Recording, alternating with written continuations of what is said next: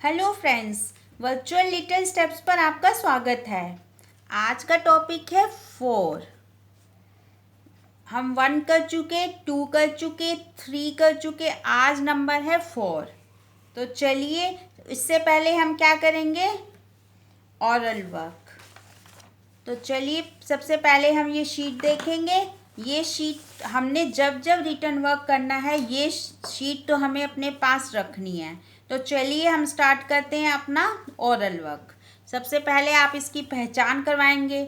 अभी तो काफ़ी हद तक बेबी को पहचान हो चुकी होगी और 1 to 10 लर्न हो भी चुका होगा। अब वो इस तरह से नहीं बोलते होंगे कि 1 2 6 8 9 10, इस तरह से अब वो नहीं बोलते होंगे। अब मुझे उम्मीद है कि अब आपके बेबी को प्रॉपर वे में 1 2 3 4 5 6 7 8 9 10 इस तरह से लर्न हो चुका होगा।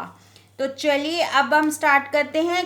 किस तरह से, अब बेबी से पूछिए कि आज हमने 4 लिखना है, तो आप उससे पहले 4 एक जैसे मैंने उस नोटबुक पर लिखा था 4, अब आप उसे दिखा चुके हैं कि आज बेटा हम 4 लिखेंगे। तो अब इस शीट पे आप बेबी से ये पूछिए कि 4 कहाँ है। तो सबसे पहले ये देखेंगे 1 2 3 4। अगर आपके बेबी को पहचान हो चुकी होगी तो इस 4 पर वो स्टॉप हो जाएगा कि मम्मा ये 4 है। ठीक है, इसके बाद 5 6 7 8 9 10 4, इसके 4 पे रुकना चाहिए अगर उसको पहचान हो चुकी है तो, कि आज रिटन वर्क में हम ये 4 लिखेंगे। तो पूरा ये करते हुए इसको करवाइए। और मैं एक एग्जांपल आपको देती हूँ, आपको लर्न करवाने के लिए। जैसे आपके घर में चॉकलेट्स हैं, आपके घर में जो फैमिली मेम्बर्स हैं, आप उसके हाथ में दे दीजिए चॉकलेट्स कि जाओ घर में सबको बांट कर आओ। ये पापा का, ये मम्मा का, ये दीदी का, ये भैया का, ये दादा दादी सबका, इन सबको ये चॉकलेट्स बांट के आओ।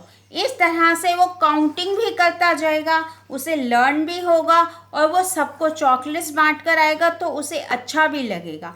उसे खेलते खेलते सिखाइए कि बेबी को कि जाओ बेटा ये करके आओ, ये 5 है 5 देकर आओ, ये 6 है 6 दे के आओ। घर की चीज़ों में बास्केट में उसे टॉयज़ डलवाएं कि ये आपके पास कितने टॉयज़ हैं, आप इसे काउंट करके बास्केट में डालो। इस तरह से छोटे छोटे टिप्स के साथ आपके बेबी को ये काउंटिंग लर्न हो जाएगी। तो मुझे उम्मीद है आप ये छोटे छोटे टिप्स अपनाएंगे और अपने बेबी को ओरल वर्क कंप्लीट ज़रूर करवाएंगे।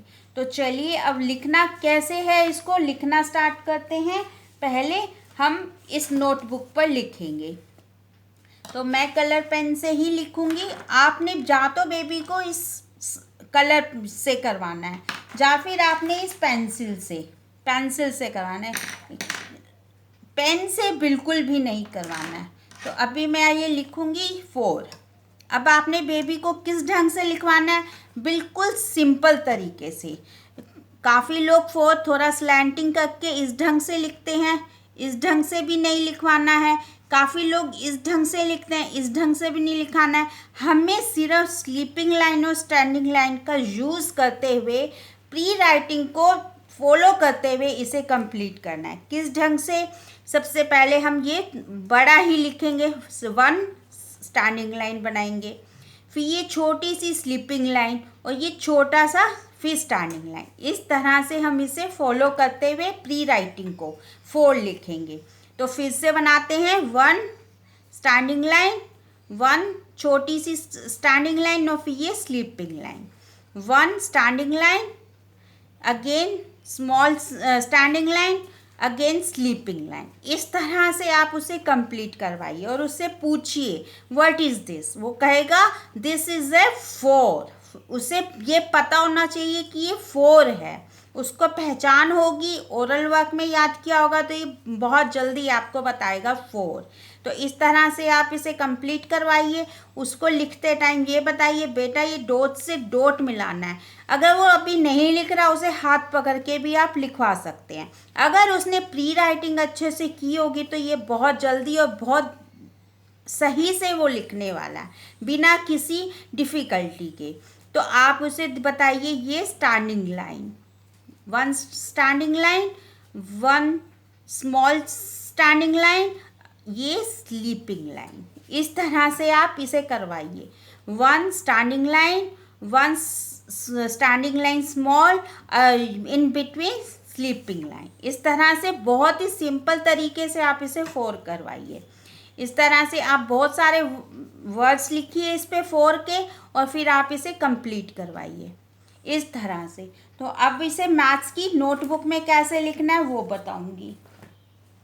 ये मैंने यहाँ पर 4 बनाया है इस तरह से, डिफरेंट डिफरेंट कलर्स लगाए हैं मैंने, उसे पहचानो कि ये बिग है, ये स्मॉल है, और ये स्लीपिंग लाइन है।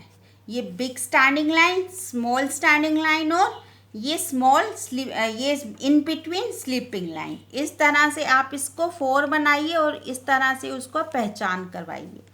इस तरह से आप इसकी आउटलाइन करवा सकते हैं, इस ढंग से कलर से, इस ढंग से आप इसको आउटलाइन करवाइए ताकि उसको बॉक्स में लिखने में भी आसानी हो। इस तरह से आप उसे करवा सकते हैं इस तरह से।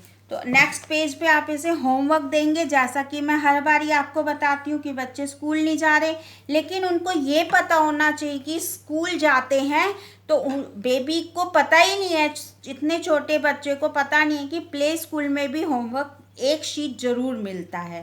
तो आप उसको, बड़े स्कूल में अब जाएंगे, अब बच्चे तो स्कूल जा नहीं रहे, तो इसलिए आप उसे होमवर्क ज़रूर दीजिए। इस तरह से आप उसे ज़रूर बताइए कि बेटा होमवर्क भी स्कूल में मिलता है। तो इस तरह से आप इसे करवाइए। इस तरह से बॉक्स में ही बनाना है, ये बॉक्स बना हुआ है, यही तुम्हारी बाउंड्री है, इसी के अंदर ही लिखना है। इस ढंग से आप ये बनाइए, इसके अंदर one standing line, small standing line, in between sleeping line. इस तरह से आप इसे कंप्लीट करवाइए। इस तरह से इसको बोलिए ये 4, one standing line, again small standing line, in between sleeping line. इस तरह से आप इसे कंप्लीट करवाइए। तो आप इसे नेक्स्ट पेज पे आप इसे होमवर्क भी दे सकते हैं, जैसे हमने कर लिए हैं 1 इस तरह से, 2 इस तरह से, 3 इस तरह से, और ये 4 इस तरह से। आप इसे होमवर्क भी 1 पेज करा सकते हैं, बैक रिवीजन भी होगा, नेक्स्ट नंबर भी होगा। तो इस तरह से आप उसे नेक्स्ट पेज पे भी बैक काउंटिंग भी करवाइए, 1 2 3 4। इस तरह से बैक काउंटिंग की भी प्रैक्टिस हो जाएगी और ये भी होगा। तो चलिए मिलते हैं अपनी नेक्स्ट वीडियो में नेक्स्ट क्लास के साथ। और अगर आपको अच्छा लगा तो मुझे बताइएगा, कमेंट्स कीजिएगा, लाइक कीजिएगा, अपने फ्रेंड्स के साथ शेयर कीजिएगा, और जिन्होंने सब्सक्राइब नहीं किया है वो सब्सक्राइब करके जाइएगा। Thank you.